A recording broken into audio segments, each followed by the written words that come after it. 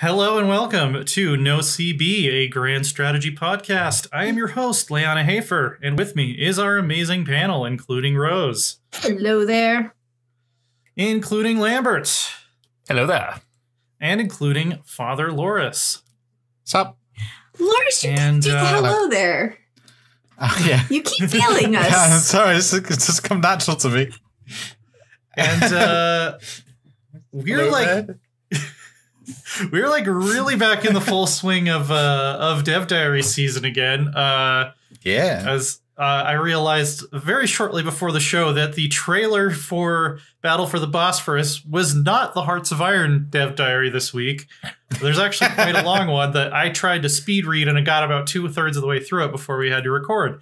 So we'll be hitting everything in its time, but I have not read all the way through that one. So chat, if there's anything in particular you want to call out from that very long Hoi Dev Diary when we get to that part of the show that you think I've missed, feel free to shout it out. Campbell's. Yeah, there we are. That's the important thing about Dev Diary. All right. So that's the show for this week. And you haven't even mentioned Tibet yet. I mean, this can't be the show for the week. No. Tibetan camels. There we are. Tibet does have or are they dromedaries? Yeah, I guess they do. Yeah. Mm-hmm. Or no, dromedary is 2 humps, right? Am I getting regular camel is 2 humps? I don't know. I don't remember. Look, there are camels in the general vicinity of Tibet. I know that. Yeah, 100% right. Yeah. Well, do you know where there are not camels? Though they went looking for camels. The British. Although maybe in the zoo. But well, they didn't have them when they went looking for them. They probably brought them back to put them in the zoo, but they didn't have them to begin with. Depends on what time period we're talking about. Sure, let's go with it. It's a strange segue, but we'll go with it. Yeah, it's best we got. Humankind. We've got the British, which I think we all kind of speculated that this was going to be one of the early modern.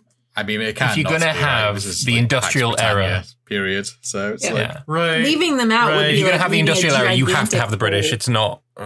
Yeah.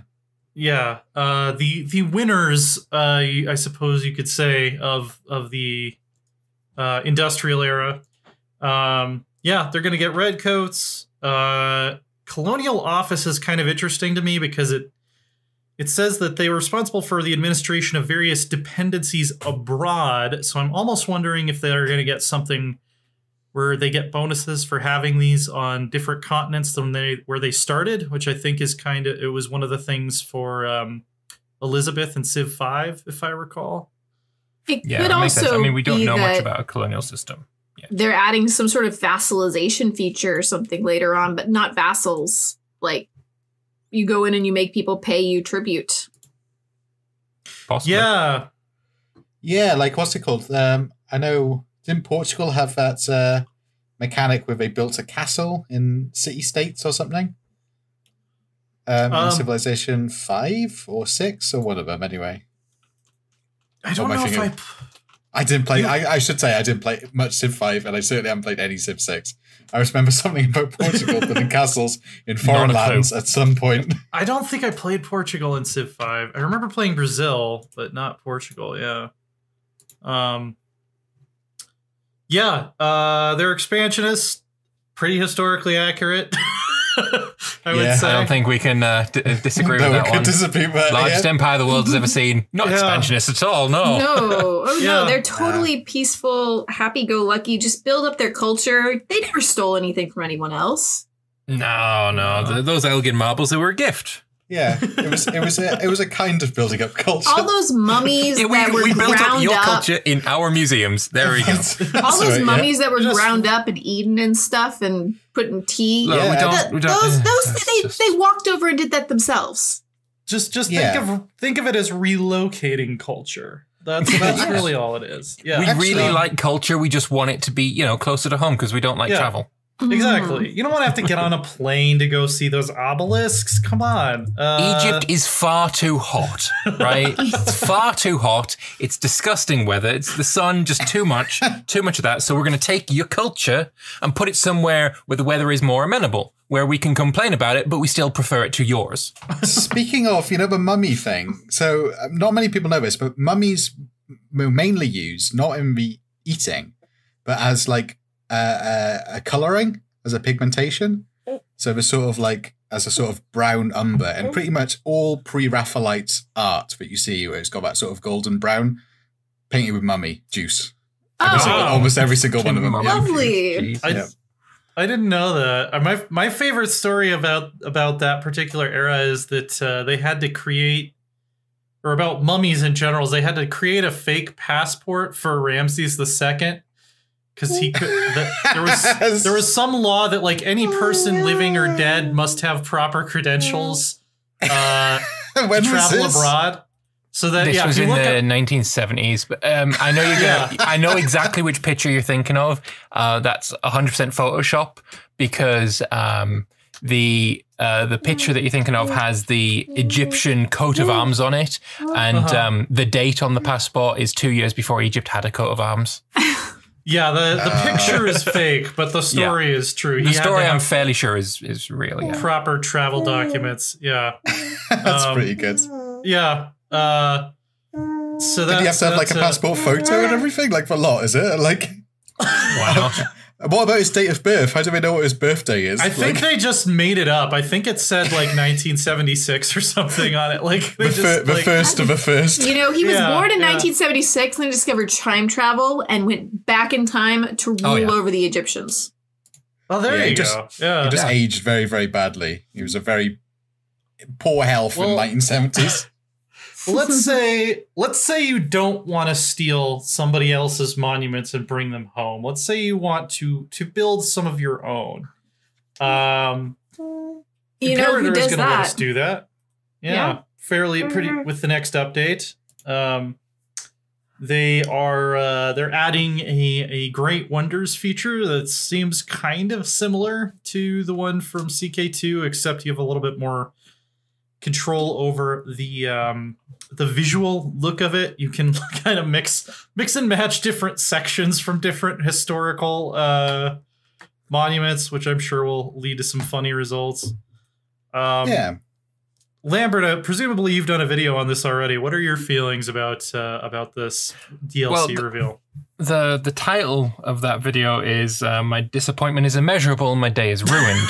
I am not happy about this. That's positive. At all. Yeah, no, it's the most positive video I've ever made. No, I'm not a fan.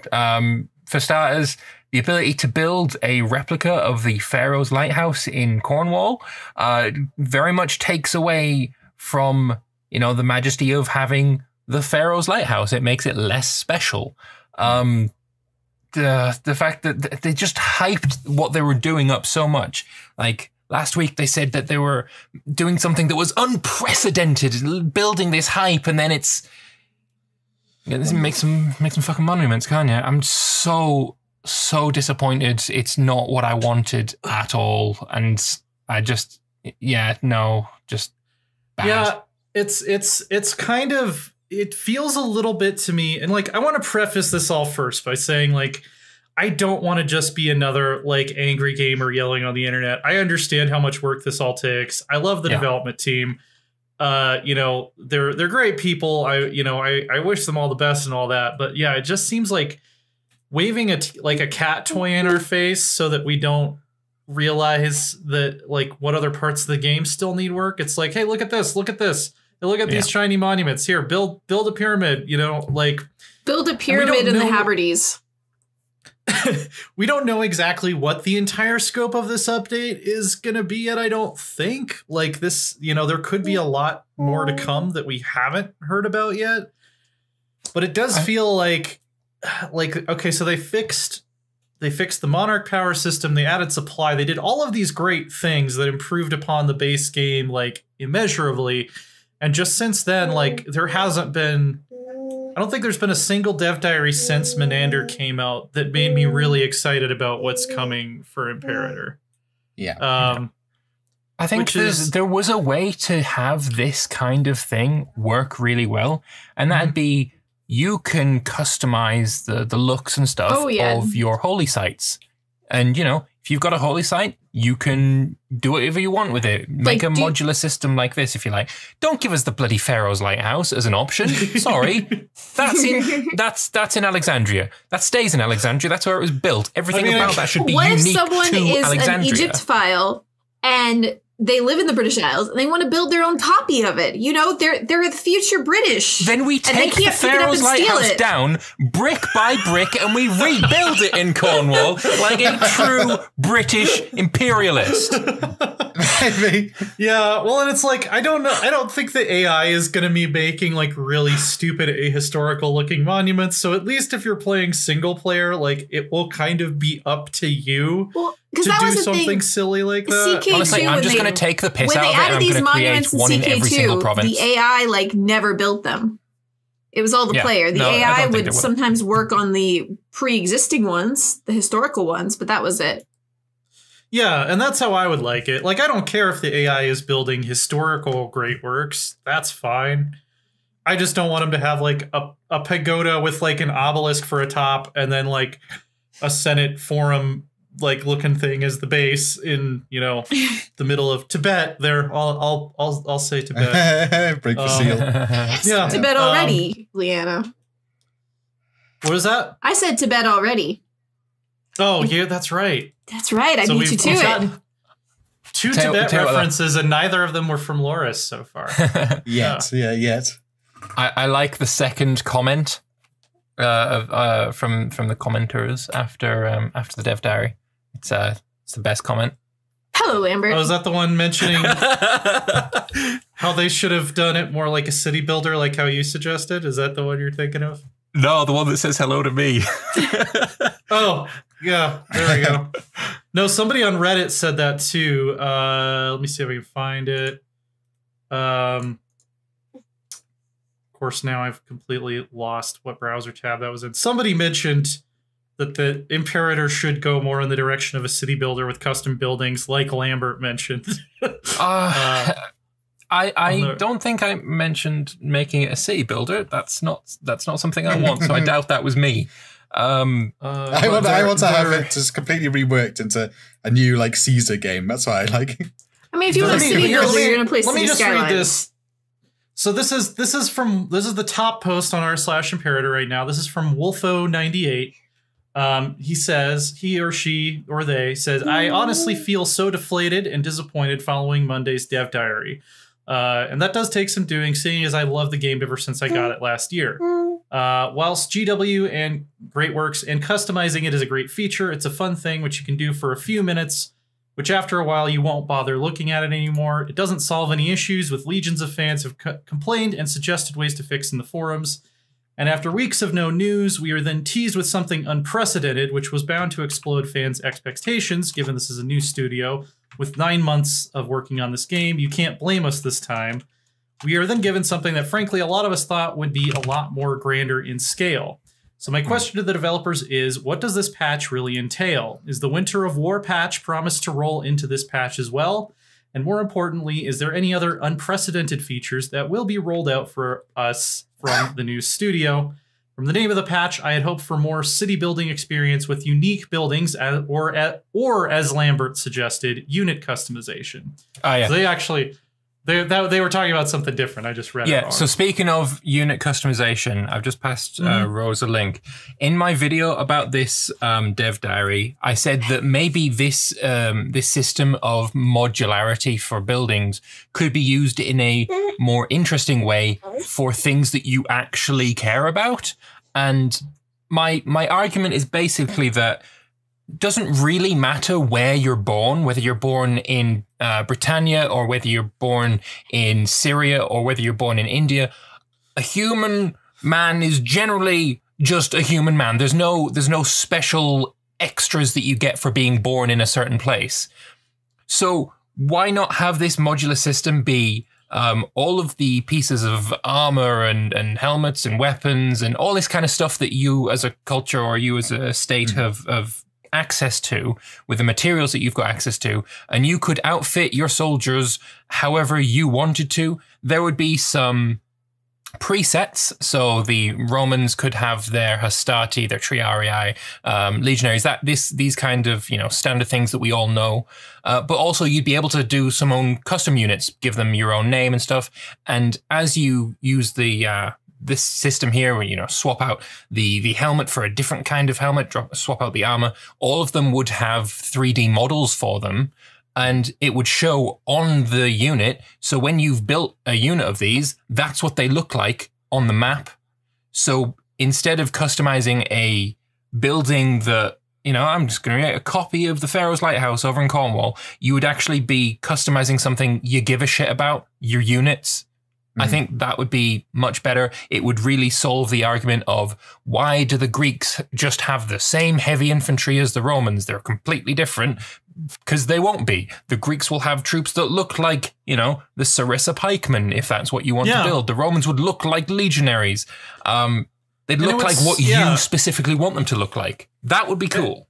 And it would kind of solve the issue that, so they're trying to model differences between different cultures, styles of warfare using army stances, which like the Phalanx army stance, if you have access to it, it doesn't really take into account any conscious decision you've made about what type of heavy infantry you're fielding, which I think would be really cool. Like if I want to commit really hard to the Phalanx, I can make my Phalanxes super good instead of just having it be kind of this fixed, the effectiveness is based on a ratio of a specific type of troop that on its own, without this formation, is exactly identical to every other country's heavy infantry. So, Well, for Alexander's army, for example, the center had just blocks upon blocks of these Sarissa pikemen. Big fuck off 20 feet long spears. But they're really terrible at maneuvering around corners or maneuvering at all. They can walk forward just fine, but any kind of undulation in the terrain, they fucking suck. So on the flanks, to protect the very vulnerable, weak flanks of the pikemen, they would have your standard hoplite, just as heavily armored as the Sarissa pikemen in the center. So technically they should be also called heavy infantry, but a completely different role, a completely different way of fighting. Their stats were way different because they fought in such a radically different way. And they're both necessary. The Sarissa pike flanks, they don't work unless their flanks are protected.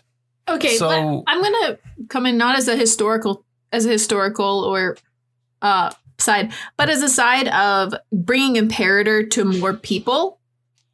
Doing something like this would probably get a lot more Total War people back interested in it because it gives you more customization with your armies. And even though we don't have the tactical battles like Total War does with Imperator, it would give them more. I lost the word. Well, it's like, no, I get what you're saying, and I think so. From a business point of view, it would also make sense potentially. This could almost be its whole own show topic. Is like, how would each of us fix Imperator? So maybe we should save that for another week. But like my core big idea about how to save Imperator, very briefly, is that the bigger you get, not only internal pressure increases, which we've already talked about, I think the bigger you get, the more the extremities of your empire should become unstable, and the more that the people on the edges of the extremities of your empire should become more powerful and more aggressive. Because what I really want in the late game in Imperator is like, I've got this huge empire, but then like, oh shit, like I'm having to build roads out to Belgium because I'm so big at this point that the Belgians are like, hey, maybe we want to move in here and maybe we want to take over this part of your empire. Like that I think is the ideal Imperator endgame for me. You can be this giant global hegemon, but it's going to become very important to create local garrisons road networks, and ways to rapidly deploy your armies to far-flung corners of the empire where they maybe can't help with civil wars back in the imperial core because, yeah, you're like the AI is actually getting some kind of flag that's like, I am on the border of a large hegemonic empire. I'm going to get some military benefits. I'm going to get bonuses to confederating the tribes around me. Like, that is how I think you could actually make it fun. This kind of relates to my problem with this expansion is that the wonders that you can build are quite uninspired in a sort of single areas, and it doesn't relate to like a sort of building a large empire. I would have much rather seen, like, if you're going to have wonders, fine in my books, right? But I want to see stuff like Hadrian's Wall. I know it's not the right time period, but something that like is multi-tile and something that is more imperial. Maybe aqueducts. Hadrian's Wall is in CK3. Something I've wanted for a long time. Yeah, well, something that you say if you have like a city on a farm, you could build like the road network as an aqueduct. You could have an aqueduct that goes to the nearest mountain, right? And you'd have to build that multi-tile, and that would be great. And same Roman roads, you know, you can build roads, fine. But I want to see the proper Roman road network that you can build. Large mega projects, not single-tiled wonders, I think would be a lot more impressive. So, Liana, your suggestion there is very much like a suggestion a friend of mine made on the Senatus Populusque forum not too long ago, where he'd basically add in a control like in CK3 to Imperator, and it would be affected by the distance from your capital, whether you have roads there, whether you have a sea connection to it, how far away it is, and it would affect how much war score it would take to own that province and how much the pops would output. But say it's far enough away that only you're only getting half of the output from the population there. The other half doesn't go into the ether. It would go into the local governor. So they get more powerful if they're on the fringes of your empire. It's pretty much exactly what you're wanting. That's actually a really cool idea. I would love it if it like increased revolt. Oh, go ahead. Sorry, Rose. Oh, no, I said that's just actually a really cool idea because it does, simulate what happened in historical nations that got this big in earlier times. Yeah. Like, and then maybe you could do something where if you did have that big fancy road network, it increased the pop output for that came back to you. Yeah. Like if there are roads connecting it to your capital, then the distance modifier goes down by a certain amount, and it should also affect things like revolt strength. Like loyalty is a part of it as well. Yeah, a revolt in Britain where nobody has citizenship and is very far from your capital should probably be stronger than a revolt in Campania where everybody is already like freemen and things are pretty much okay. Like a lot of people are going to stay home from the rebellion. Well, it'll probably be a servile war then, wouldn't it? Another one of the slave rebellions. Yeah, which can snowball, Spartacus. I mean, this is even true of CK3, I think, could improve on this a little bit, is just the idea of mo money, mo problems. The bigger you get, the more of a headache it should be to administer your empire. Which I just finished recording an achievement video for CK3 that'll be going up tomorrow, but the peasant rebellions, they keep just popping up. Yeah. I've got 10,000 troops and a peasant rebellion of 300 starts up on one of my counties. Yeah. And then because of how rally points work in CK3, you can just teleport your entire army to wherever you want at any time. So once again, not a fan of rally points. But, it should be that you can't change your rally point when you're at war. But that also makes issues when you're getting like raided and your rally points on your bloody capital, and so none of your troops will be able to come up because the rally point's being stood on. Yeah, rally points, if you can't raise it on your rally point, it should raise it the next province over. Yes, it did that CK2. Yeah. It was Well, some good news for Crusader Kings 3 is that they have announced patch 1.1 will be out soon, I guess. Do we want to play that clip real quick? Yes, let's play the clip. Yeah. All right, so patch 1.1 sometime next week. Yeah, so they haven't said specifically anything that's going to be in it yet, but they're listening to suggestions on the forums, fixing bugs, which honestly CK3 launched with not a lot of bugs for a Paradox game. No, like that's why I think it's sort of a new generation of games for them, like CK2 was. Yeah. I'm curious if they've already started tackling some of the exploits that our friends in the creator community have found so far. Divorce simulator. Crap out of intrigue. Just nerf it. I'm expecting nerfs to imprisonment at least. I don't think you should be able to imprison the enemy ruler while you're at war, or it should at least be a huge, like, minus 50% success chance or something. Yeah, because there should be, we just got declared war and I need to be careful. Modifier. Yeah, exactly. They're aware that there's a war going on, so they're gonna watch their back a little harder. Yeah. But see, stewardship, as Attaway points out, is also very powerful right now. A lot of them are, though. I've seen some people do the learning tree, and they get their character up over 100 years old, especially if they get a cat or a dog. Get that whole of body perk, that entire left-hand tree. It's like, you got to take that if you want your character to live a long time. Yes. To do that, then do your other stuff. See, I grab it when I'm around 50 years old. I'll switch over to learning and then get those perks. I always go stewardship and try and get one of those mines for every unique mine buildings or a wonder. Yeah. And once you get avaricious with the stewardship perk, you can just rake in so much cash. And especially if you have a character who's maxed out the stewardship trees, and then they die, you're like, oh wow, I'm really poor now. Definitely. I should have changed my own heir. Yeah, maybe I shouldn't have employed 8 million cataphracts. Maybe I was making 11 ducats a month. Now I'm making -2. We need to figure out what to do about this. I'll tell you what's overpowered. Sadism. Holy shit, that's a good perk to have. It is very good. You're suffering from stress? I have people in my prison no longer stressed. Executions losing like 30 stress a time. It's so powerful. You know what's really bad though? If you have someone who's sadistic and I think it's compassionate at the same time.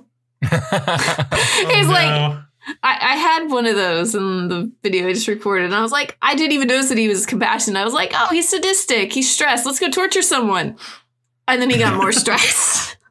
See, oddly enough, I don't think any of these things should be nerfs. When certain things like this happen, I'm a big proponent of if everything's overpowered, then nothing is. Right? Yes. So if you if you just improve some of the other ones rather than making... I want it to be a real powerful choice that you're making your character feel really, really unique. And you do get that with these very powerful trees at the moment.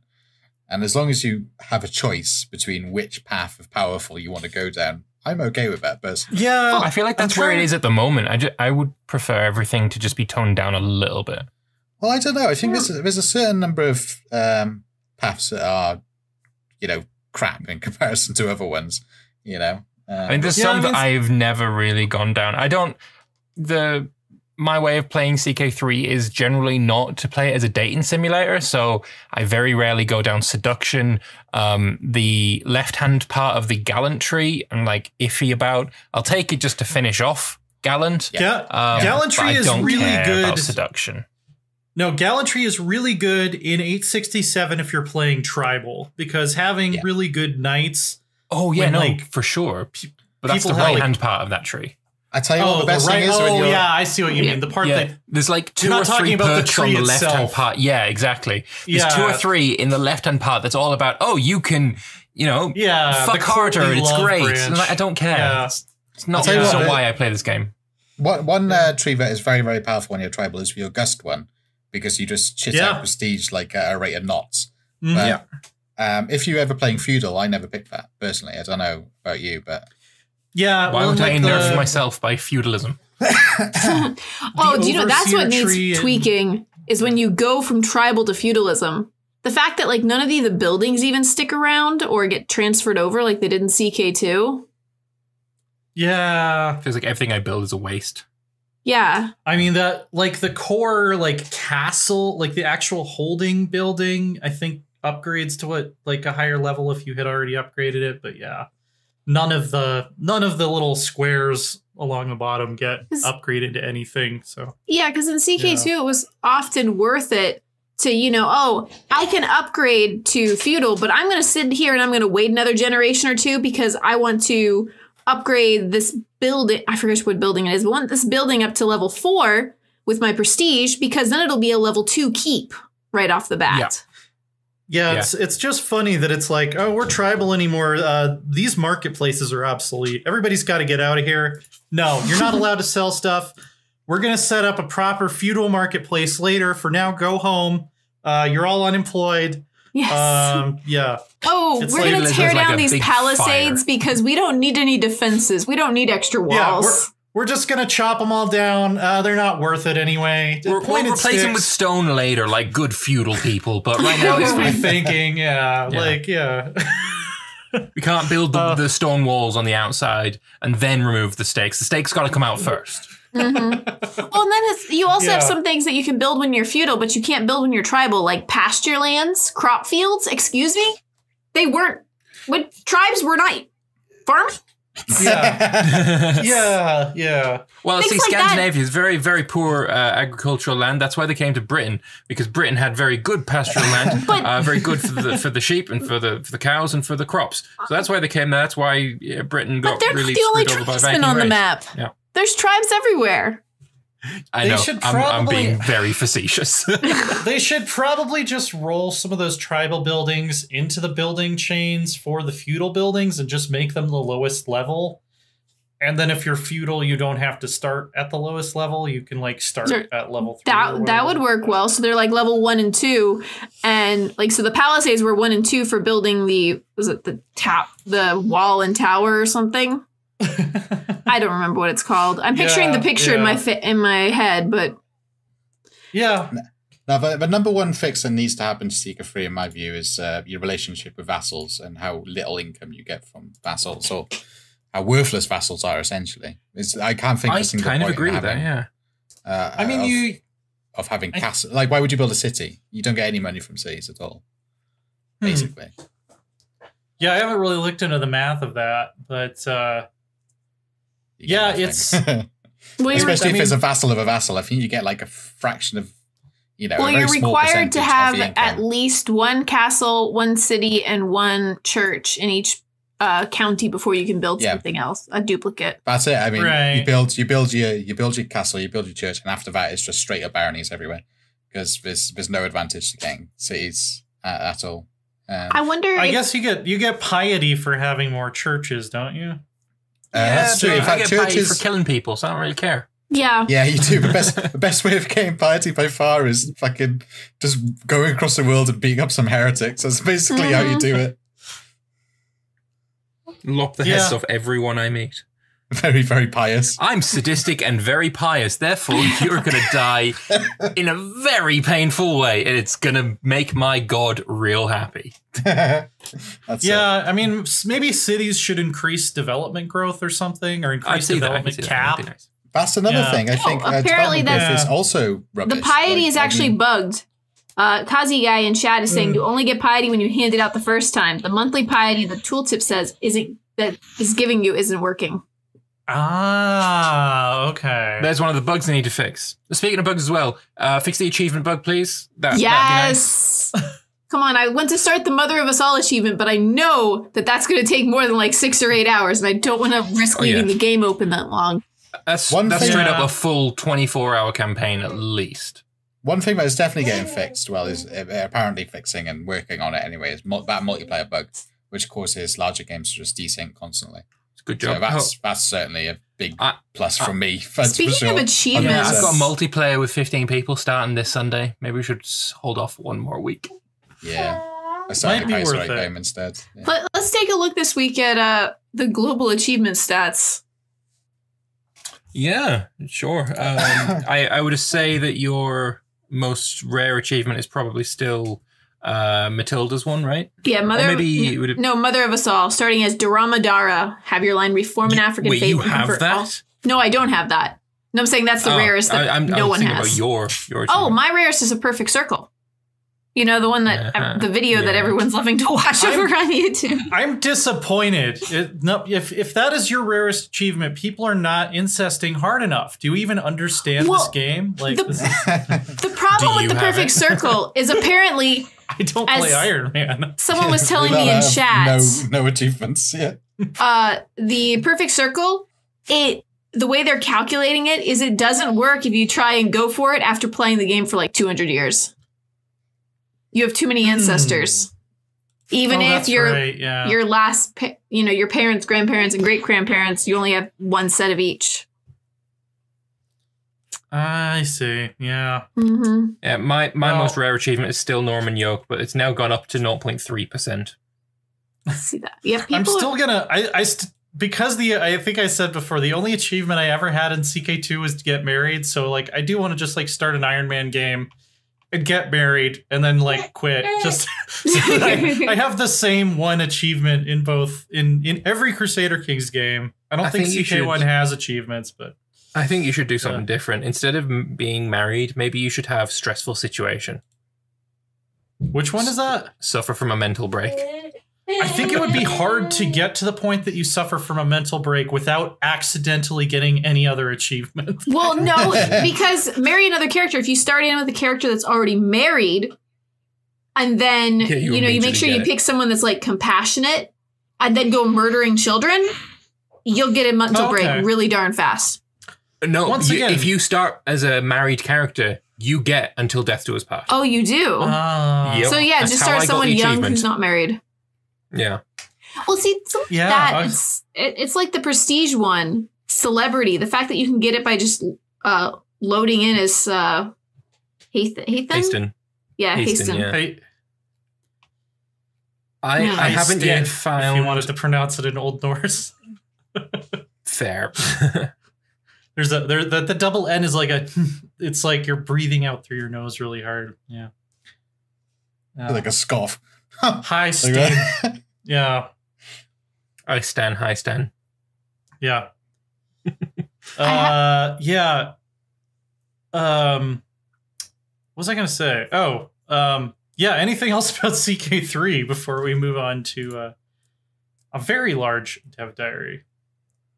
Nope. No, covered it all, I reckon. Yeah, I think we got it. Yeah.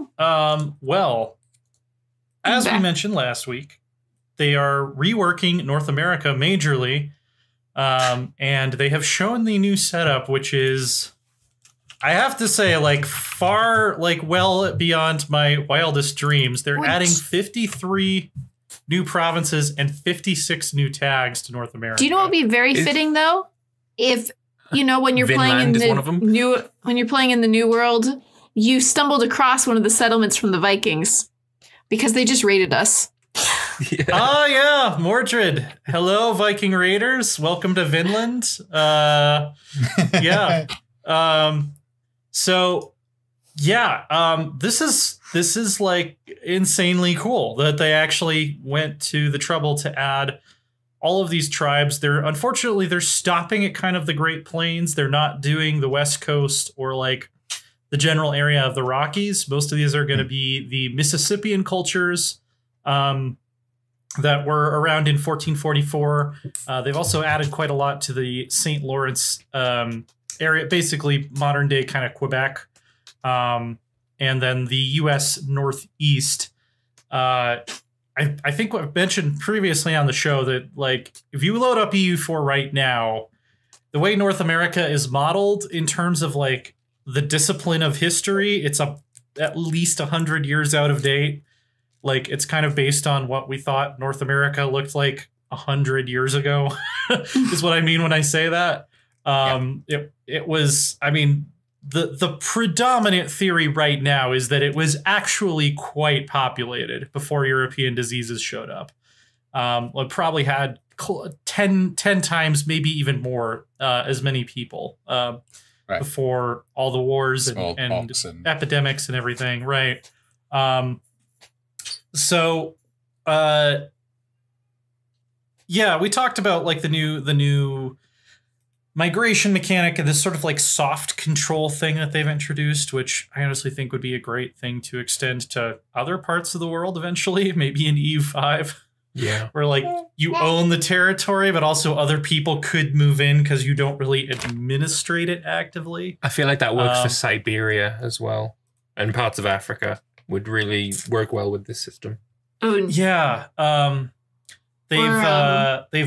They've broken up some of the bigger tags. The Iroquois are actually now broken up into their constituent tribes that start out in a federation now, which is really cool. Okay. That's pretty cool. Yeah. Same with the Huron. Formable Iroquois be a formable then. Yeah. They Gruge said something about he wanted there to be able to be formable federations, but he wasn't sure how to actually implement it. Because like the Creek Confederacy no longer exists in 1444 because they didn't. The tribes that would become the Creek Confederacy are on there, but I guess you as a player would have to just start a new federation and call it Creek. There's no way to do like a decision button that creates the Creek Federation, I think is kind of what he was getting at. But you can't do like a formable nation as in change to a tag, I guess.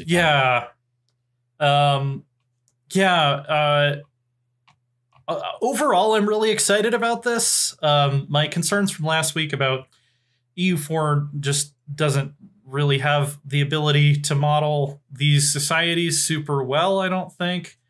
I'm still curious how it's going to work with tribes like the Ojibwe and the Arapaho, where if they're semi-settled when the Europeans show up, are they going to have the opportunity to be displaced and to migrate? You know, the Arapaho eventually ended up in Colorado, where I live. But like they didn't just go there because they felt like it. They went there because Europeans came in, pressured the tribes in the East, which pressured the tribes in the Midwest, which pressured them. And then, you know, everybody ends up kind of moving west. I'll be curious to see. Yeah, I'll be curious to see if we can see that actually happen in the game. But yeah, overall, this is probably one of my favorite EU4 dev diaries of all time. They went all out in terms of it's a big step towards just representing North America properly in EU4, because before it was one of the least interesting and least historically accurate areas of the game. I'd love to see the Western U.S. get this treatment. I'd love to see the tribal areas of South America get this treatment, as some people brought up in the comments. I love the fact that you can have the territorial claims, but it doesn't block Europeans from colonizing there, which I think has become a huge problem in the Far East. This solution to that is great. That was like very much a thing. Like the Massachusetts-based settlers set up shop in land that was, you know, claimed by the Powhatan conspiracy. I'm sorry. Confederacy. The Powhatan conspiracy. They're out to get us. A secret cabal that rules the world. Yeah, but like they didn't have like forts or walls or anything because it didn't have a flag. Didn't have a flag, mate. Didn't have a flag there. Don't count. We know but this. They do apparently have flags here. Yeah, speaking of that Iroquois Confederacy flag, that's the Mohawk flag, is probably the best upgrade to a flag that EU4 has ever had. Yeah, it's lovely. That is legit awesome. And makes me, doesn't matter about anything else about them, that flag makes me want to play Mohawk. But, you know, I've got one big concern. Historically, where did we get that blue dye from? No chance you're going to get a blue Batrich in this time period in North America. 0 out of 10, I hate it. Blue dye, would that not just be... what oxidizes into blue? Blue dye's not copper. Copper goes green. Yeah. I'd have to look it up. I don't actually blue dye know. was historically very hard to get. I mean, you get various indigos, but, you know... I know the American Southwest has turquoise. I don't know. It's a rock. I don't know if you can make a dye out of it. But they've also showed off. Not really in America. No, Woad was the one. Yeah, but the new way confederacies are going to work is you will gain cohesion for tribes of your culture group. You will lose cohesion for tribes not of your culture group, which For balance reasons, I can understand why they're doing that. For like role play or historical reasons, I have a little bit of an issue that because you had trade and cooperation between tribes that didn't even speak related languages as a first language pretty commonly. I mean, they had these like sign languages in some parts of North America that served as almost like a lingua franca. I don't feel like the idea of culture groups is necessarily something they would have cared about. But the part of this I do like is that if you have hostile European neighbors, that increases your Federation cohesion. So when the colonizers show up, you can start sending out more invites, which I think is really cool. Let's be fair, they didn't need to put hostile there. That was implied. Yeah, that's true. I mean, I guess some groups were nicer than others sometimes. Like the fur trappers were kind of just doing their own thing. And it has to be said, a lot of early British settlements in Canada, where we get a bad rep, largely later due to like propaganda. A lot of the English settlers were as nice as the French. It wasn't just the French who were nice and fur traders. It was both. But this is nice by European colonial standards. Yeah, I mean, when you compare us to how the Spanish acted, we may as well have been fucking saints. Yeah. I mean, like, don't get me wrong, the fucking British colonizers in America proper were fucking monsters. Don't get me wrong. There's monsters, but like there's different degrees of monstery. Oh, yeah. There's there are monsters also things like Spanish, the cultural misunderstandings. Like you were talking about how, this land belongs to us, but we aren't really there right now. Like Long Island, they say we gave the native tribes beads and bought Long Island from them. No, we really bought hunting rights. But cultural and language differences. Yeah, well, and like even in Eastern North America, we have stuff like the island of Martha's Vineyard, what we now today call Martha's Vineyard.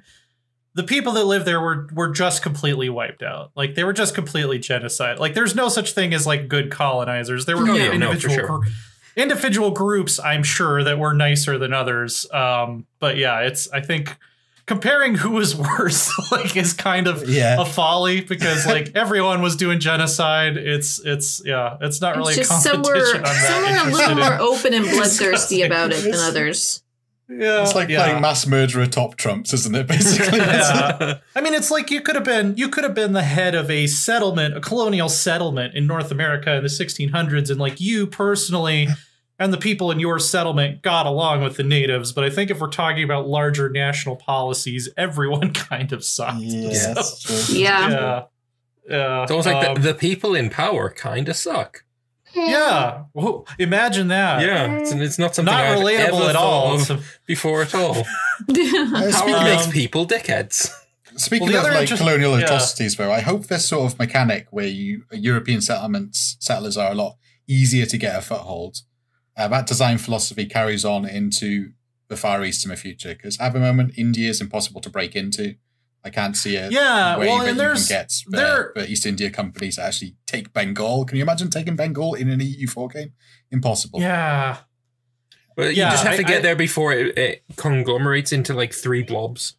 If you get there before that, then you're grand. But like by that time, like you know, by the time you actually get there as a European, they're already huge blobs already. In India, right? What they're doing here also, to loop back to a little bit to Imperator, this system would make a lot of sense for the pre-Roman Iron Age Germanic tribes too. Because at least according to Tacitus, one of their big things was like, they had their center of power, but then they would also maintain this dead zone around them where nobody's allowed to live or settle here. This is our buffer, basically. And like the size of your tribe's dead zone basically was considered sort of a measure of your power. So representing Germania that way in the pre-Christian era would make a ton of sense. Ownership of areas without any population is something that's needed, not even just for the tribes. If you're going to war with, say, a Seleucid empire that owns the little desert path from Syria to Mesopotamia, if that desert path is sieged just a little bit too much, and sometimes too much is literally once, and it loses all the pups in one of those territories, you can no longer take that area because, well, there's a dead zone in the middle of it. And that's really fucking annoying if that's the path you're trying to take to go down to Mesopotamia. It's really, I hate it when that happens. I think this is just how, like, for EU5, this is just how all countries should work. Like, there should be 3 steps. There should be claimed territory, there should be controlled territory, and then there should be cored territory. Yeah. That would be really cool. Yeah. Like the pieces of Iceland that are in the Arctic Circle. No one living there. There used to be a really big island, and now it's about the size of a table. But it still counts as land. Yeah. I mean, because even like the colonial nations, like the early United States, there were a lot of areas that we claimed, but there wasn't anybody living there yet. Like the middle of the Nevada desert. Or there weren't any Americans living there yet. Yeah, most of French Louisiana didn't have any French people living in it. Like they might have trading posts along the rivers or whatever, but like part of why Napoleon was willing to sell that to us is because there really wasn't, like there weren't a lot of French settlements there. You know, we had New Orleans, but it's like it was mostly empty. It was just who wants New Orleans really claimed by the French, and he needed money. Yeah. It was sell it to the US or lose it to the British. And I think it's, as much as he's a dickhead, he made the right choice. It's a liability anyway, New Orleans. It was rubbish up until the invention of jazz. Isn't it basically New Orleans? And the invention of air conditioning. New Orleans is my least favorite American accent. That Louisiana area is, I hate that accent. It grates on me. True Blood might be the best TV show ever made. I can't watch it because that accent just grates on me. Well, and that land was, as I was saying, kind of useless without the use of AC. There's a reason there weren't many people living in Florida until suddenly we got air conditioning in, what was it, the 50s, 60s? Yeah, and then, everybody from the eastern seaboard over the age of 50 moved to Florida all at once. Yeah. The genesis of Florida guy. Hey, I'm going to defend my home state there. The only reason we have the whole Florida man, Florida woman thing is because the rules about releasing what happened at a crime are different with Florida than most other states. All right, and who made those rules? Florida did. Case closed. Florida guy still a thing. There's a couple other states that actually have them very similar, but Florida has more population than they do. I have so much respect for that, though. Like, Florida men and Florida women, they put my expectation of Florida up. And when I read a story about Florida man has jumped into the into some dam or something and is like, and then escaped a turbine or something, a fair play to that bloke. Fair play. What a guy. But now what you need to do is use Google Florida man or Florida woman, Florida guy, whatever, and then your date of birth or just your birthday without the year, and then what's the top result? Oh man, they're all absolute heroes, every one of them. Florida man shot and killed over parking space. What a guy. So, I mean, all of this to say, I think there are still. I think. So my birthday is August 4th. What's your Florida man who carried alligator into liquor store. All right, I'll look mine up. Florida man killed in standoff shot BB gun at deputies. Casey guys is there. Florida man loses testicle. Mine is Florida man allegedly stabbed 5 people after he learned he'd be fired. Which is, depending on which 5 people, I can maybe understand that. If they were bankers. The boss. The boss's boss. If they were the people that set him up to be fired. But even then, murder's not okay, people. Florida man with no arms charged with stabbing. I mean, that's either patently false or very impressive. Oh, God. I also have there's one for September Christmas. 12th, Florida man shoots cousin to test bulletproof vest. naked Florida man starts house fire while baking cookied while naked on a George Foreman grill, which tracks. Seems like something I would do. So, what's that? What's the actual election day? It's Tuesday, but Leanna or someone in chat, November 3rd? Just the fact that there's so many dates popping up there. Okay. Yeah. So, please, naked Florida man drove blue fires on penis? What? Amazing. What a guy. Okay. All right. Is that an omen for our election this year? I don't know how we're going to, tangent this into Hearts of Iron, God knows. So if you like wires on your penis, maybe you'll like the state of Turkey. There are still some major issues with how EU4 represents North America. I'm not sure if it's the right game to ever do that really properly, but this is a huge step in the right direction. Yeah. This is one of my favorite dev diaries for EU4 ever, and I'm very excited to try out playing in this region now with all of these changes. Yeah, it's pretty solid. And I hope a similar design philosophy gets applied elsewhere in the world too, because it's it is a very, very large dev diary. And what else is really large as a dev diary is the Hearts of Iron dev diary, which is also really large. But before we dive into that, we have a lovely trailer to watch. Oh shit! Of course. Oh right. Yeah. It also counts. Here we go.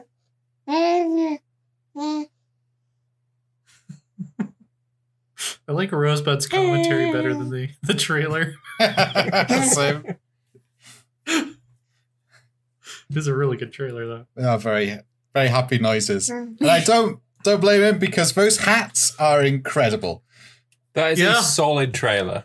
Yes. Oh my goodness! I hope the unit models in-game have those hats, because having a flat rim on the front of a Ottoman helmet is quite important, because the reason why Ottoman helmets always have a sort of flat rim is because being a Muslim power at the time, is so they could pray and touch the top of their heads against the ground with a helmet. It's cool. It's a really nice detail. I love it. What a beautiful little helmet. I hope you get them in-game. It's brilliant. I love it. But yeah, helmet history on NoCB cast. Is that not a little bit silly? Because if you're gonna have a helmet, surely the most important thing is the whole protection of the dome area. And if it's flat, about how cool it looks. Not as protective as it could be. Could you not when you're praying just take your helmet off? I think it's more symbolic, to be honest. Yeah, and they probably also did. The whole taking, which some religions don't allow you to take your hat off in a house of God or house of Allah or whoever you call the supreme deity in your religion. Also, as Adaway said in the chat here, style is more important than protection. As soon as camouflage and all that rubbish started being introduced, military gear just went way down. Oh no, it was the invention of firearms in general, because the most stylish style of armor is clearly the full-plated knife. And then after that started going obsolete because of gunpowder, the style just went down off a cliff after that, let's be fair. Bring back heraldry, that's what I say. Oh yeah. Now I want to 100%. Yeah. Oh yeah, heraldry will keep you well hidden when you're in the forest hide. You don't need to keep well hidden. You need to intimidate the enemy with the brass bollocks and saying, I don't care if you know where I am. I want you to know where I am, because then you'll be afraid. Make a drone and then paint it with heraldry. Oh my goodness. Can you imagine? Stealth is for people who are worried that they couldn't win a stand-up fight. Fact. So Turkey is getting a massive rework, which is very much keeping with the level of detail and love and care that has been the past couple of expansions for Hearts of Iron 4. They have a democratic path where you can integrate the Kurds. They obviously have an Ottoman restoration path because, people would riot in the streets if they didn't have an Ottoman restoration path. Especially with the huge Turkish fan base. There's a lot of Turkish Hearts of Iron players. If you look at any of the polls that they've done, Paradox in general, Paradox games in general, there is a huge Turkish population playing them. Yeah. Well, the really interesting thing about them is they start with all of their provinces either belong to one of three factions: the Kabbalists, which are Ataturk's supporters, where those provinces get big bonuses. But then there's also the traditionalists, who are more like the kind of conservative Islamic fundamentalists. And then the Kurdish, I guess separatists or autonomists, depending on how you want to look at it. They want more autonomy or they want independence. And both of those two groups give negative modifiers to the provinces that they own. So they're kind of adding this extra layer of gameplay where you're trying to get everyone on board with all of your provinces on board with whatever ideology you support. Mm-hmm. And then you have to decide where to develop your industry, because you want it to be in places where people are loyal. It seems like it's going to be kind of an interesting country to play, even if you don't get involved in the war for a long time, which historically Turkey didn't until 1945. Yeah, so no real fighting. Is it just me, or is this guy's nose kind of cartoony? It looks like yeah, I think that's just he kind of just looked like that from what I've seen pictures of him. He was a very distinctive looking dude. Before he had his mustache, though. Sorry, after he had his mustache earlier, and then it seems to have shaved it off for this picture. I dire mistake, if you ask me, actually. Yeah, the mustache was pretty suave. It was a really good mustache. Yeah, can you send a picture? Send a link to me? I'm currently, if you guys cannot tell, holding Rosebud on my lap with one hand, so typing is not an easy thing to do. Mustafa Kemal Ataturk. Let me see. Yeah, here's one with the hat and the mustache. Yeah. Yeah, that's post that in the Discord. Oh yeah, there we go. That's the same picture I was looking at. Lambert beat me to it. A cracking mustache. I mean, we all have to agree. Yeah. The nose looks kind of cartoony here too, so it's just him. Certainly not the worst mustache of this era. No. This mustache is still wearable today. Yeah.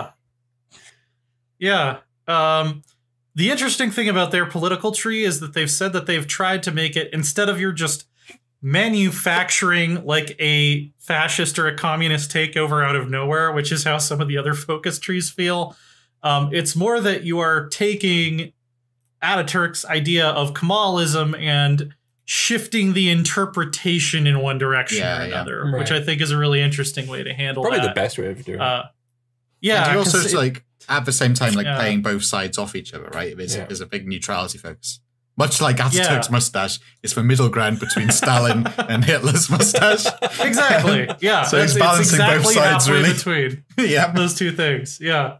I don't know a massive amount about Ataturk. I'm not like some historian for it, but from what I understand of Ataturk and his sort of philosophy is he wanted democracy for all of Turkey. Like he wanted the full democracy that the likes of, the UK, France, the USA had. But he realized that the way to do that wasn't just to say, okay, we have democracy. He had to be a somewhat pseudo dictator to get it to democracy. I mean, the young Turks were not like pleasant. I should like. We can definitely do say a nasty that genocide. I should say at all.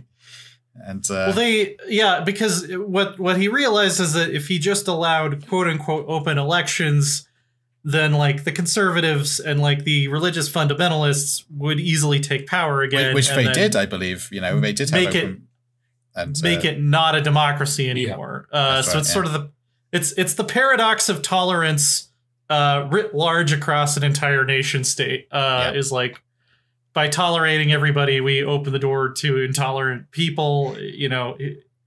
It's a really interesting political scenario for sure. Yeah, you kind of got to force it down everyone's throats. Yeah, and set very strict boundaries yourself at first, and then start, I guess, introducing democracy at a lower level where it can't take power away from you. As you force democracy on everyone. If I remember rightly, he was a big proponent of like the separation of church and state as well, to the point of like enforcing atheism into the state, which was not popular. I think he had to roll back some things because of a potential military coup, if I remember rightly. But I mean, like I said, this is just what I've learned from videos watching the subject. And that's what these the traditionalist faction in the DLC sort of represents, is these sort of more rural areas where, you know, the very kind of I don't want to say literalist because I'm afraid I'm using that word wrong, but more fundamentalist version of Islam was a lot more popular, and they didn't like the idea. Conservative form, right? Of they didn't really like the idea of Turkey becoming a secular state. I mean, it was a secular state that was fully tolerant of all religions, including Islam, but there were still some people around that wanted Islam to be the state religion. They wanted it to be more like some of the other nations in the Middle East. I mean, it went from don't forget, like, the Ottomans were a caliphate, right? I mean, the Ottoman Sultan, you know, claimed to be a caliph. You know, so it went from a caliphate to this new, not a democracy, a sort of pseudo-military dictatorship with the intention of reforming, which upset a lot of people. And then the modernizations obviously upset a lot of people because you're stepping on traditions there too while you're trying to modernize. Not only modernize in the sense of technology and stuff, but also modernize traditions in a way. Even stuff like what you wear, for example, would be stuff. Going out here on a weird limb because we're talking about dictatorships and such.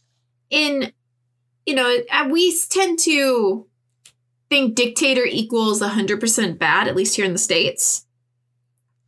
And quite often that's true, but then the same way kings or queens could be just as bad. Like, as a power structure, a dictator or a royal family in charge means that if you have someone who's a really good person in charge, they're doing great things for the nation and the people. Yeah. But you get some... You can have a benevolent dictator the same way you can have a benevolent king. It's just a matter of how do you make sure that the next guy is also benevolent. Yes. That usually ends up being the issue. Yeah, like my philosophy is benevolent dictatorship is the best form of democracy. The best form of government, but it is impossible to ensure that it stays that way. And the longer it goes, the worse it gets, to the point where it's not worth it. South Korea had dictators for a while. One of them. He was the father of the recent female president who got ousted. But he was, a lot of people look back at him and they hate him. He did some really bad things as a dictator, but he also dragged Korea kicking and screaming from being an agrarian society into what they are now. He started building the highways. He started giving grants and stuff to companies like Samsung to go into technology and compete with Japan and the US. When his predecessors and other contemporaries wanted to give money to, go into farming, because that's what we've always done. If you ever look at the geography of Korea, it's not a great place to farm. Make some delicious food, though. Grapes. I've never had grapes so good as I have there. Hardship of being able to, get the right food means you got to be inventive with what you eat. Yes. And, if you're being inventive with what you eat, you may come across some winners. And I guess that happened. Yeah. I think this is going to be a really, really fun country to play. Yeah, definitely. Their situation is just so interesting. And, like, they sit geographically and politically at this place where you have so many different directions you can go, and you could actually make a huge impact on the outcome of the war. Depending on what you decide to do. I think like this might be the first country it might be. I don't know. I quite look forward to playing this Turkey, but staying at peace for a long period of time, not rushing into a war. That's what I'm curious about. Like, is all this factionalism going to make it fun to play them at peace for like 9 years, like what happened historically? I guess they can diplomatically play each other off, each side off each against each other, which they did historically, kind of like how Spain did. I mean, Franco played Hitler and Churchill off each other constantly to try and get concessions for Spain, in the same way that Turkey did. And stayed neutral as a result, right? Valorgain in chat is saying everyone should watch Legend of the Galactic Heroes because it deals with the themes that we're talking about right now. I've heard it's extremely good. I've just never taken the time to actually sit down and watch it. I will say it's also an anime, and I'll look it up. I've been told it is content warning had anime.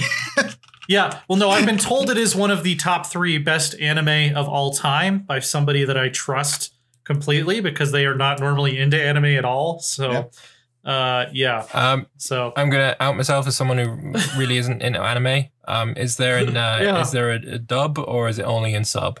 Because I won't do it if it's just sub. I'm pretty sure it's dubbed, and it's like, from what I can tell, it's very grimdark. Like, it's not cutesy. Hey, grimdark is something that like, sells me. Yeah. Whimsical at all. It's like a war story. Like, it's a really like violent, serious war story, from what I can tell. I will say I also very much enjoy the Attack on Titan one. That one's pretty good because it's so like gory and stuff. So that's kind of if you're gonna recommend an anime to me, it's got to have some kind of hook. I guess grimdark. Yeah. The only anime I like is really like grim, dark, and gory. Okay. Yeah, grimdark, gory. Giants ripping people in half. It's pretty good. Yeah. I also like Pokemon. Okay. It has to be grimdark or Pokemon. Yeah. So either grimdark and gory, or something where you have to collect everything. It's actually animal slavery that turns me on that part. Exactly. Yeah. It's like the anime version of cockfighting, basically. Wow. KZ guy's saying, I think grimdark is the wrong word. It's not like 40K, but it's definitely gritty war is bad rather than the cutesy. The clumsy protagonist fell on her boobs like in every anime ever. We have our lovely portraits. What do you think? He did a fantastic job on this.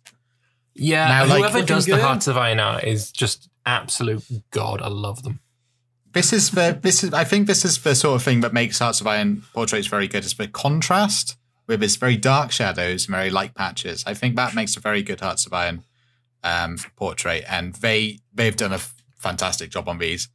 The shadows are very, very dark. It makes them more imposing and makes their faces pop a lot more and their features a lot stronger, which is what you want in like quite a war-focused game, I would have thought. And making the stronger the contrast there, it fits the UI look in Hearts of Iron as well. Yeah, 100%. Yeah. Which is very sharp, very dark UI, and right? Militaristic, I guess. It looks like the UI reminds you of like looking at a tank or a World War II airplane or something. And also it reminds you of old black and white images too, because the old black and white images, they have much higher contrast than modern Polaroids, right? Yes. Blacks in a black and white image, like the black shadows, are a lot darker than they were in real life. That's, so that dark shadows invokes that image, I guess. Which it works. It works really well. Interesting. I never would have. This is why I love having a visual artist on the podcast, because I never would have realized that. So you're gonna have to kind of decide who, everything's good until Ataturk dies, and then things get not so good. You have to decide who his heir is going to be. Exactly what we were just talking about. Yeah. If you have a good dictator, it's things might be good until the dictator dies. Yep. It's the same for monarchies as well. Very frequently, when England had a very good monarch, the one to follow was kind of shit because they didn't grow up they grew up in a bit more comfort because their parent was doing so well. They didn't have much to worry about. But then they take power, they have no idea how to handle it, and then everything goes to shit again. Yep. Which, speaking of current monarchs, there's the reigning theory that Queen Elizabeth II wants to outlive her son because he's just been so long as a prince. Nah, we'll have Prince Charles. We'll have King Charles at some point. As long as if he renames himself to Alfred, I'll be totally on board. We need a new Alfred. You bring back some of those Anglo-Saxon regal names. Yeah. To be fair, Charles, the name Charles has not had a good record as kings in England and Britain. Yeah. And actually, to bring that up as well is something that I know Adway has strong feelings on. Would if he did take the regnal name Alfred, would he be Alfred the First or Alfred the Second? I've also heard that about Arthur. Like, if there was Arthur, would he be labeled as Arthur the First or Arthur the Second? Which is kind of silly because, like, late Roman Britain was not in any way continuous with the Anglo-Saxon kingdom that came after. The British monarchy is so tied up with Arthurian legend. You know, Arthur would definitely be the first. Yeah, but I would say Alfred should be second because, you know, Alfred the Great kind of counts. Fuck the bastard that came after him, you know. I don't think we'll even have a regnal name, to be honest. I think. Yeah, I mean, Elizabeth didn't, and then she's been monarch so long, she's sort of set the standard. I think so. Mm-hmm. Yeah. Speaking of that, I wonder if we're going to get the next season of The Crown this November, December. My wife watched that. I never found it too interesting. I don't know why. I need to watch it because Aberfann's in it, isn't it? Which is a huge part of my local history. Yeah, the last season dealt with the horrific tragedy from that mountain of coal sliding down on that school. Oh, it's something we remember every year. It's like the Aberfan disaster was such a pivotal point in South Wales history. Well, There's Your Problem did a really good episode on that, and man, that sounded horrifying. Yeah, it was great. It was really horrifying. And more people should know about it. If you don't know about the Aberfan disaster, look it up. Yeah. Don't put a bunch of coal on a hill when there's like a town with an elementary school directly down the hill. That's it. And most importantly, a spring underneath it. The town the hill was entirely made of coal. They would just dump it there. And now there's rules and legislation on how high it can go and stuff. But the children that did survive had PTSD in the town, and they still do as adults because there were like, I don't remember the exact numbers, but if you know, like 200 children, there were 10 survivivors. Aberfan today has got a huge ceremony, like a huge cemetery. It's very well maintained, and everyone remembers it every year. It's a big deal. Let's move on to something a little bit. Let's move on to something a little bit more cheerful. Ritualized human sacrifice. Stellaris is showing off another one of their new civics coming in the next update, which you can be a death cult or a corporate death cult, which I think is just a corporation. They're just being honest about it. Your corporation has to trade making honesty. Profits off of people killing, sacrificing. Maybe they're selling tickets. It's not. Yeah, some Black Mirror basically. Your society is structured around voluntary, sentient sacrifices. You get death priests. You get mortal initiates that, like, once you have enough of them, you can take a decision to murder them all, basically, and it gives bonuses to your civilization. So, you know, Stellaris being a game where role-playing is the bad guys is a lot of fun. This is a new way to do that. This is just late-stage capitalism. I don't see what's super special about this. We live in this. Well, no, this is... I mean, like I said, corporate death cult is just, that's a corporation. You're just talking about a corporation. Well, no, this is if you take, you know, the Norse from CK3, and now you've brought them into space with their lovely Astari religion.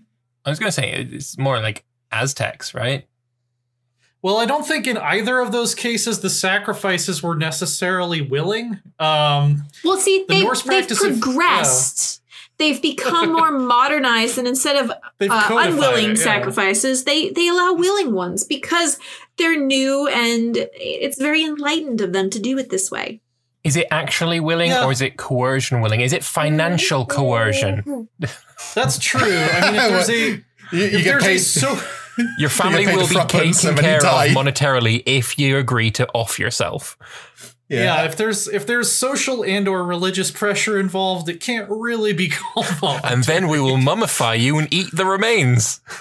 Or turn you into paint. Inspire a new breed of pre-Raphaelites. Oh, God. Those are death cults. Yeah. Merge it with gospel of the masses. Look, we'll give you money that you can spend in the afterlife. How cool. I mean, I love this. I mean, more flavor stuff, more flavor civics that make you change for where you play and the way you deal internally with your pops is always fantastic in my books. I am a big fan of it. So we've seen like a shadowy figure of one of the new species that's coming. We've seen the new civics that are coming with the species pack, which for the most part seem, kind of messed up. Do any of you have any idea, like, what is this species pack? Do you have any theories? Well, there's a blurred out thing. If you notice, if you go back to the previous image, there's a blurred out thing. Not fanatical purifiers, not swarm. The other lots. And there's something blurred out. So it's going to be something like a hive mind devouring swarm, or something similar to something like that. I would have thought. I am missing this image. I'm not seeing a blurred out image. What blurry thing are you looking at? It should be the first one, I believe. No, there's one where it says you can't. Second image. You can't be a death cult. You can't be a death cult if you're inward perfectionist. Down fanatic here. Purifiers, ancient preservers, or something we're not allowed to see yet. And it's a short. Like the yellow part is rather short there. So it does not something that isn't have it. Like what could that? Yeah, it's not a civic. Yeah, yeah, it's not another civic because otherwise it would have. Yeah, Valorgain is saying aquatic species pack. Please, I totally agree. It's not aquatic. Straight up, it's not aquatic. An origin could totally be it. Yes, that's a good point. That's true. We could get new origins. I mean, Origins is like a really powerful system they need to take more advantage of, so I could see that. I don't think it's aquatic. I know the silhouette that people keep looking at. People say, oh, it looks like it's aquatic because it maybe looks a little bit like Cthulhu. And it's like, no, it does not do that for me at all. What it looks like to me is, the humanoid species, there's those blue people with the big heads. It looks like a merger of that with the one that has the wire sticking in the back of the head. The default species for it is called like the Vooer. I think it's those two mixed together. That's what it looks like to me. If we could get that image on screen, is that possible? I don't think I've seen this one actually. Link it in. Well, and it could be rather than like a phylogenetic species category, it could just be a theme. Like it could be like dark species pack or something like that. Like it doesn't necessarily have to be based on like a type of earth animal. Like I think it could just be something weird that we haven't seen before. But I just passed you what it is, Rose.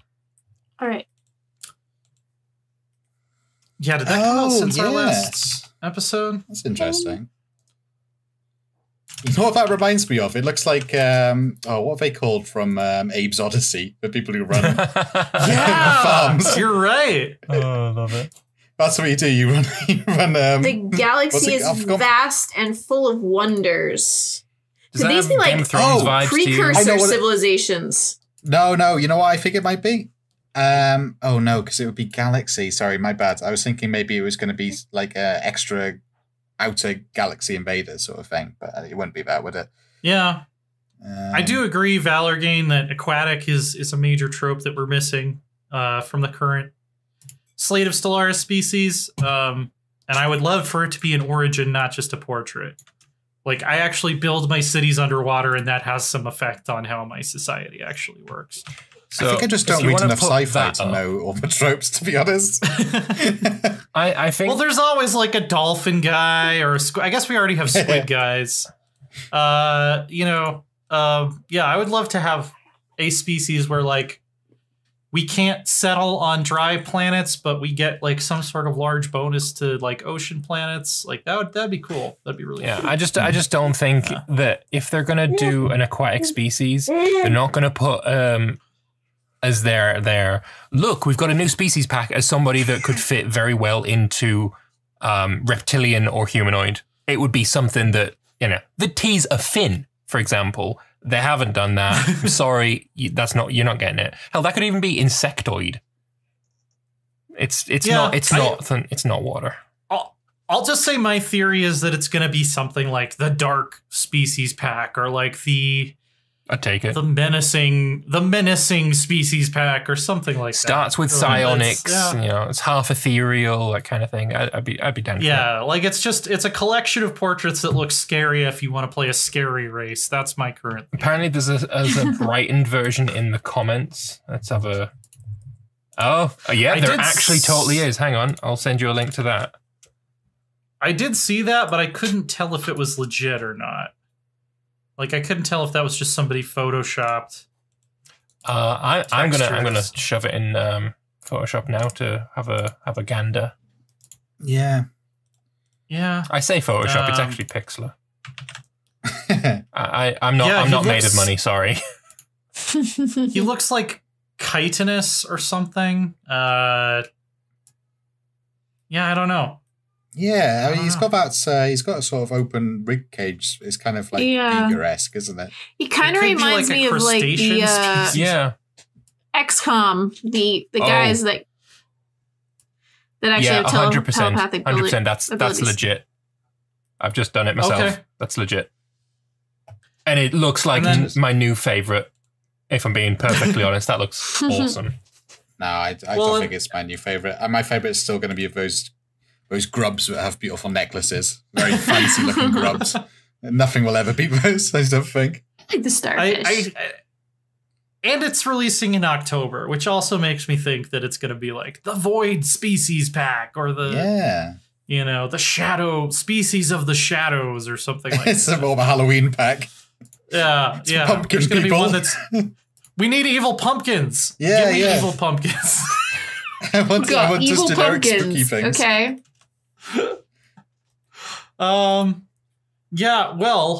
that was a lot of news this week. But before we wrap up, Rose, what have you been up to, and where can people find your stuff? YouTube and Twitch, Enigmatic Rose 4. I've got YouTube videos going up every day.